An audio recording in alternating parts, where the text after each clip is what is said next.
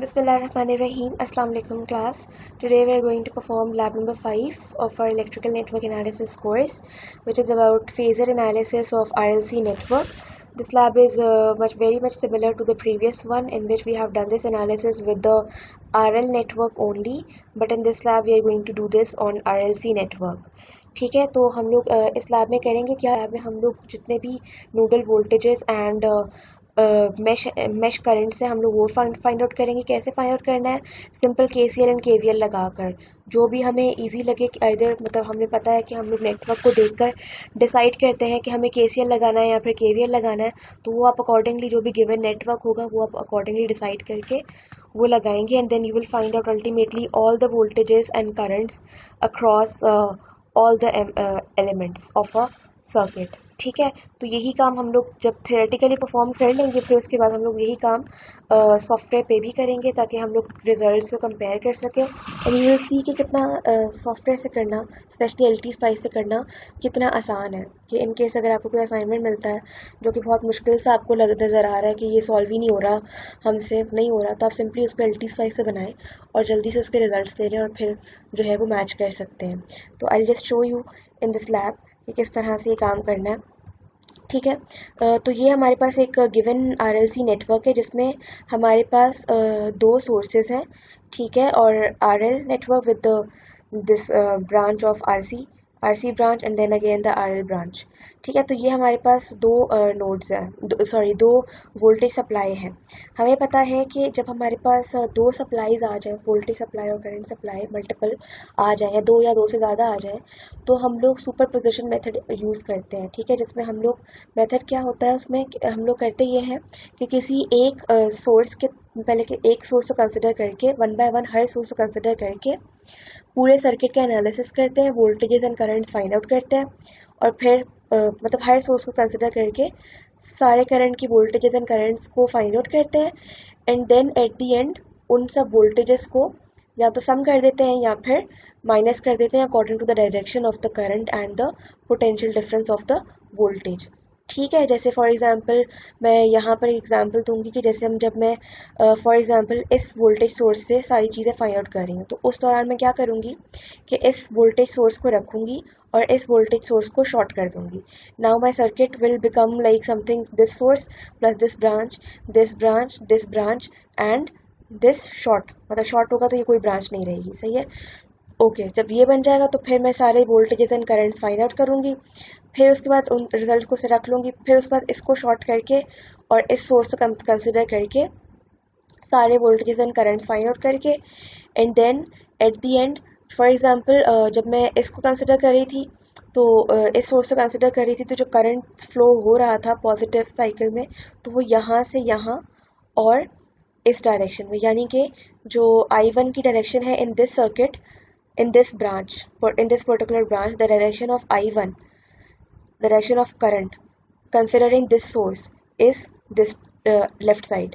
ठीक है, and if I consider this source, the direction of current is right side. ठीक है, तो जब मैं नेट इफेक्ट निकालूंगी करंट का, तो मैं वन करंट मतलब एक करंट को दूसरे करंट से माइनस करके नेट इफेक्ट को निकालूंगी। ठीक है, यहाँ प्लस नहीं कर सकते बिकॉज हमें डायरेक्शन को भी देखना है कि जो नेट इफेक्ट आ रहा है उस सोर्स में वो प्लस होकर आ रहा है, माइनस होकर आ रहा है, मतलब डिफरेंस निकल रहा है दोनों सोर्सेज का, या फिर दोनों सोर्सेज का समेशन निकल रहा है।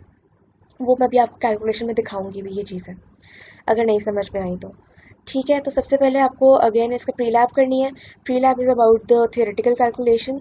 Okay, determine all the mesh currents and nodal voltages by solving the circuit in figure 5.1. Yes, you have to solve this with the V1 this and V2 this. अच्छा, ये फॉर्म जो voltage की representation है मैं explain कर चुकी हूँ lab number 4, which is 10 is the amplitude. ठीक है, कॉस ये 1000 जो है ये ओमेगा है और ये टी टाइम बता रहा है। ठीक है, अब 1000 से हम लोग ओमेगा 1000 यहाँ लिख देंगे, फ्रिक्वेंसी ओमेगा से आपको फ्रिक्वेंसी निकालना आता ही होगा, omega divide by 2 pi frequency आ जाएगी आपकी। ठीक है, तो ये आपके पास सर्किट आ गया। अब आपको सारी कैलकुलेशन, थियोरेटिकल कैलकुलेशन यहाँ पर सॉल्व करनी है। ठीक है, इसकी थोड़ी सी लेंथी कैलकुलेशन है बिकॉज इसमें दो सोर्सेज हैं, तो पहले एक सोर्स को कंसिडर करके काम करेंगे, फिर दूसरी सोर्स को कंसिडर करके काम करेंगे, और एट दी एंड इनका जो नेट इफेक्ट होगा वो कैलकुलेट कर लेंगे। सही है, तो आप जो भी इसकी calculation on copy on paper करें वो उसको यहाँ पर उसकी स्नैपशॉट्स जो है वो यहाँ पर पेस्ट कर दें। जैसे मैंने यहाँ पर करने किया था। ये सर्किट है आपका, ठीक है। ये सर्किट बनाया, सुपरपोजिशन में हमें एक सोर्स को एट अ टाइम लेकर सॉल्व करना होता है। तो डैट मीन्स हम लोगों ने पहले सोर्स सॉल्विंग विद सोर्स 1 किया, तो उस दौरान ये वाली सोर्स जो थी वो शॉर्ट हो गई, ठीक है। तो सर्किट आपका ये बन गया, ये वाला सर्किट इसमें ट्रांसफॉर्म हो गया while I am only considering the source 1, ठीक है। मैं सोर्स 2 को भी कंसिडर नहीं कर रही, सिर्फ सोर्स 1 को कंसिडर कर रही हूँ। तो ये हमारे पास, अच्छा इसमें एक और चीज़, ये जो हमारे पास इसमें हमारे पास जो इंडक्टेंस और कैपेसिटेंस गिवन थी, उसको क्योंकि मैं एनालिसिस कर रही हूँ नोडल एंड मेश, तो उसमें हमें रेजिस्टेंस चाहिए होती है। If it's not resistance then it should be reactance, ठीक है। तो अब हमें रेजिस्टेंस तो ऑब्वियसली इंडक्टर और कैपेसिटर की नहीं होती, रिएक्टेंस होती है। तो हम लोग इसकी जो इंडक्टेंस और कैपेसिटेंस है इसकी वैल्यू से इसकी रिएक्टेंस कैलकुलेट कर लेंगे, ताकि हमें आसानी हो, हमें वो पूरा फॉर्मूला ना लिखना पड़े, integral of D I over D T something वाला, ठीक है, C D V over D T something वाला। तो हम लोग सिंपली इसकी रिएक्टेंस जो है वो कैलकुलेट कर लेंगे with the formula X L is equal to 2 pi F L and X C is equal to 1/2 pi F C. तो उससे हम लोग इसकी रिएक्टेंस भी मैंने इनकी कैलकुलेट कर ली है, ठीक है। तो ये आप लोग जब करेंगे तो फिर आपके पास, क्योंकि मैं जो हूँ वो, मुझे इसमें नंबर ऑफ़ लूप्स जो है वो कम नज़र आ रहे हैं और नंबर ऑफ़ नोड्स जो है वो ज़्यादा नज़र आ रही हैं, तो इसलिए मैं जो हूँ वो मैश एनालिसिस करूँगी, नोडल एनालिसिस नहीं कर रही, ठीक है। तो मैं यहाँ पर सिंपल केवीएल अप्लाई कर रही हूँ, ठीक है, जिसमें जो है मेरे पास दो लूप्स हैं, I1 I2 कंसिडर करके, इनकी डायरेक्शंस को कंसिडर करके दो इक्वेशंस बना लूँगी एंड देन उसको साइमल्टेनियसली सॉल्व करके I1 I2 एंड बाकी कंपोनेंट्स की वैल्यूज़ जो है वो कैलकुलेट करके, सबकी कैलकुलेट करके, ठीक है, मतलब एक सोर्स को कंसिडर करके सबकी वैल्यूज़ कैलकुलेट कर लूँगी एंड देन दूसरी सोर्स को भी कंसिडर करके हमें करना था, ठीक है। तो इस तरह से आप बाकी हर सोर्स को कंसिडर करके इनकी वैल्यूज़ कैलकुलेट करना है। ये है सॉल्विंग विद सोर्स टू को कंसिडर करके है ये सॉल्व पूरा हुआ, ठीक है। तो अब फिर एट दी एंड जो भी इसके रिजल्ट्स होंगे उसको आपको फेज़र फॉर्म में लिखना है। फेज़र फॉर्म में आपके कैलकुलेटर में एक ऑप्शन आता है आर स्लैश थीटा करके एक ऑप्शन आता है, उसको कॉम्प्लेक्स मोड में जाकर आप जब आप प्रेस करेंगे तो आपके पास ये आ जाएगा।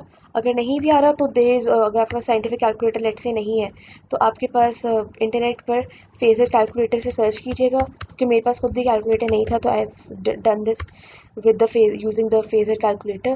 तो बहुत सारे आपके पास फेज़र कैलकुलेटर्स आ गए हैं, ज़्यादा बहुत अच्छे अच्छे भी आ गए हैं, ठीक है। तो आप लोग कोई भी फेज़र कैलकुलेटर यहाँ पर यूज़ करके, ये वाला नहीं, उसको सारी कैलकुलेशन कर लीजिएगा, ठीक है। और जो भी कन्वर्जन वगैरह है फेज़र टू दिस, ये इस कन्वर्जन शो करता है, और ये मैथ्स ऑपरेशन जो भी आपको करने हो वो आप क्लिक करेंगे तो आप ऑनलाइन भी कर सकते हैं, ठीक है। तो फिर बाद में इसके जो स्नैपशॉट्स होंगे अपनी सारी कैलकुलेशन के वो यहाँ पर लगा दीजिएगा एंड प्लीज़ मेक श्योर कि जो आपके एक्चुअल मतलब पैरामीटर्स हैं जो आप कैलकुलेट कर रहे थे, like currents and voltages of every element, उनको आप इस तरह से जैसे मैंने शो किया है ना, कि मतलब बाकी सारी कैलकुलेशन तो नॉर्मली हो रही है, ठीक है, लेकिन जो पर्टिकुलरली जैसे जो मैंने करंट्स फाइंड आउट किए हैं, जो मतलब करंट्स हैं उनको मैंने इस तरह से ब्लॉक्ड कर दिया ताकि पता चले कि ये फाइनल रिजल्ट है, ताकि पढ़ने में भी आसानी हो, एनालाइज करने में आसानी हो, ठीक है। नाउ आफ्टर डूइंग दिस, फिर आप लोग सारे जितने भी आपके मैश करंट्स हैं वो यहाँ पर लिख दीजिएगा। दो आपके लूप्स हैं, सॉरी 3 ब्रांचेस हैं, तो तीनों ब्रांचेस हैं currents, I1P I2P and ICP, यानी कि एक इस ब्रांच का करंट, एक इस ब्रांच का करंट और एक इस ब्रांच का करंट, तीनों ब्रांचेस के करंट्स आपको यहाँ लिखने हैं, ठीक है। VA VB एंड VC, तीन आपके पास नोड, तीन ऑल्दो इसमें बहुत ज़्यादा नोड्स हैं लेकिन इसमें सिर्फ 3 नोड्स के वोल्टेजेस पूछे हुए, एक A VB and VC, in 3 nodes के वोल्टेजेस लिखने हैं, लेकिन कैलकुलेशन में आपको हर नोड का वोल्टेज और हर कंपोनेंट का वोल्टेज शो करना है, ठीक है। Okay, then after this you have to do this lab on LT Spice। LT Spice पे, अच्छा ये थोड़ी लैब डिफरेंट है तो मैं इस पर करके दिखा देती हूँ।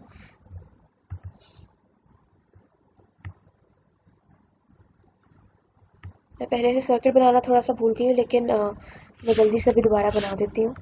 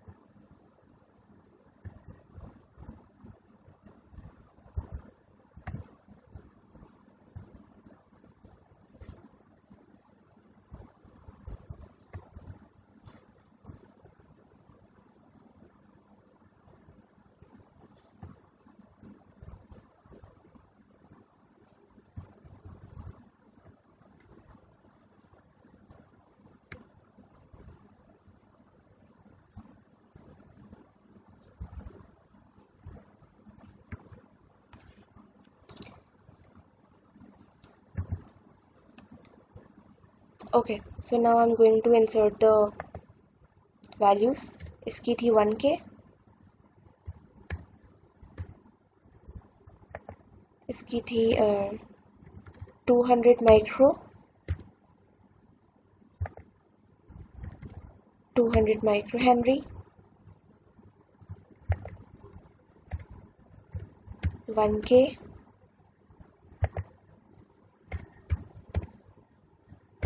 1K, 1 micro and then the voltage supply. अच्छा, सप्लाई वोल्टेजेस हमें जो है ये इम्पोर्टेंट है कि हमें हमें क्योंकि एसी एनालिसिस करना है, यानी फेज़र एनालिसिस करना है, उसके लिए हम लोग जो है वो ये वाले फंक्शंस नहीं देंगे, बल्कि जो स्मॉल सिग्नल एसी एनालिसिस के पैरामीटर्स हैं वो हम लोग यहाँ पर डिफाइन करेंगे। ठीक है, यानी कि हमें ये नहीं बताना कि साइन वेव हमारी वेव फॉर्म जो है वो किस तरह की होगी, साइन होगी, कॉज होगी, उसकी मतलब क्या वेव फॉर्म को डिफाइन नहीं करना, हमें सिर्फ बताना है कि उसका एम्पलीट्यूड कितना है और उसका फेज वोल्टेज कितना है, यानी मैग्नीट्यूड एंड उसकी डायरेक्शन हमें बतानी है। ठीक है, तो हम यहाँ पर इस मैग्नीट्यूड एम्पलीट्यूड हमें वहाँ पास 10 था इस सप्लाई का, और फेज एसी फेज जो था वो 0 था। ठीक है, इसी एनालिसिस में लास्ट लैब मैंने यही बताया था कि हमें एम्पलीट्यूड और फेज ही चाहिए होता है सिर्फ, ताकि हम फेजर डायग्राम या फेजर एनालिसिस कर सकें। सही है, तो हम लोग यहाँ पर ये स्मॉल सिग्नल एसी एनालिसिस के ऑप्शन में जाकर आप AC amplitude and AC phase आप डाल देंगे हर सोर्स का, and then with this one as well, इसका 20 था and phase was 0। Now you're going to analyze this circuit, तो simulate में जाकर edit simulation command. Now you're not doing the transient analysis, हम लोग यहाँ पर AC analysis कर रहे हैं। ठीक है, तो AC analysis में it is asking me different options कि आप लोग किस तरह से जो है वो अपने आंसर्स को देखना चाहते हैं। तो हम लोग जो है वो ना ऑक्टेव, मतलब हम लोग कोई वेव फॉर्म नहीं चाहते हैं, वो डायरेक्टली जो जिस पैरामीटर के जो आंसर्स हैं हमें वो चाहिए, तो इसलिए हम लोग लिस्ट करेंगे ऑप्शन को सेलेक्ट। ठीक है, ये वाला ऑप्शन भी हम लोग यूज़ करेंगे, लेकिन अभी नहीं, बाद में विद डिफरेंट लैब्स। लेकिन अभी हम लोग को सिर्फ हर कॉम्पोनेंट के अक्रॉस जो वोल्टेज ड्रॉप है वो चाहिए, और हर कॉम्पोनेंट के थ्रू जो करंट पास हो रहा है हमें वो चाहिए in the form of a list. तो हम लोग लिस्ट ले लेंगे। ठीक है, और जो फ्रिक्वेंसी हमें चाहिए होगी वो हम ऐड कर देंगे। अब फ्रिक्वेंसी यहाँ पर हमारे पास जो फ्रिक्वेंसी थी गिवन सर्किट में, वो हमें फ्रिक्वेंसी की फॉर्म में नहीं है, वो हमारे पास यहाँ पर ये ओमेगा की फॉर्म में। तो आप लोग इसको कन्वर्ट करके जो एफ आएगा वो आप लोग यहाँ पर इंसर्ट करेंगे। ठीक है, तो आप लोग रैंडमली लेट से आपका एफ जो है वो कुछ भी आया है, 120 आया लेट से आपका एफ। ठीक है, ऑल्दो 120 नहीं आएगा, कुछ और आएगा, यू हैव टू कैलकुलेट। तो आप लोग कैलकुलेट करके फ्रिक्वेंसी करेंगे and then you will have then run the circuit. अब आपके पास ये हर इस फ्रिक्वेंसी के ऊपर, इस सर्किट का हर नोड के ऊपर, यानी ये देखें हर आपके जितनी भी नोड्स हैं, नोड 1, नोड 2, नोड 3, इस तरह से ये सारी नोड्स का वोल्टेजेस, सारे कंपोनेंट्स का करंट जो है वो आपके पास आ जाएगा in phasor form. So it was really simple. आपके पास कोई भी अगर कॉम्प्लेक्स बहुत ज़्यादा सर्किट आ जाए, सिंपली एलटी स्पाइस को ओपन करें, सर्किट इम्प्लीमेंट करें जल्दी से, और आप अपने से रिजल्ट जो है वो यहाँ पर देख सकते हैं ईजीली। ठीक है, तो this was the end of this today's lab. Let me check if there is anything else left. इसमें इसी लैब के बारे में बताया हुआ है। ठीक है, फिर एट द एंड जो भी आपके आंसर्स होंगे वो आप यहाँ पर लिख देंगे। ठीक है, और फिर आपको यही काम दोबारा रिपीट करना है विद द डिफरेंट फ्रिक्वेंसीज। ठीक है, अभी आपको एक गिवन जो आपने कैलकुलेटेड फ्रिक्वेंसी पे काम किया होगा, फिर आपको ये मल्टीपल डिफरेंट फ्रिक्वेंसीज गिवन है, इन फ्रिक्वेंसीज पे भी सिमिलर काम जो है वो रिपीट करना है। It's really easy. ये वाला काम जो है ये आप एलटी स्पाइस से कर लीजिएगा, don't go for the theoretical calculation.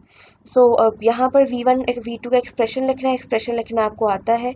ठीक है, ऊपर मैंने लास्ट क्लास में भी लिखना सिखाया था, और इस लैब में भी आप लोगों ने ऑलरेडी लिखा हुआ भी है, इसको देख लीजिएगा। ठीक है, तो एक्सप्रेशन आप यहाँ पर लिखिएगा, and then there are some questions of the post lab.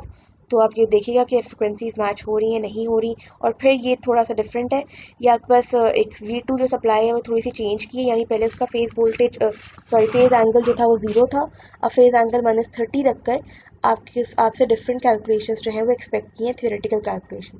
Question number 2 is for the theoretical calculation, तो आपको यहाँ पर सारी कैलकुलेशन अगेन शो करनी है। ठीक है, so till we meet till the next time, अल्लाह हाफ़िज़।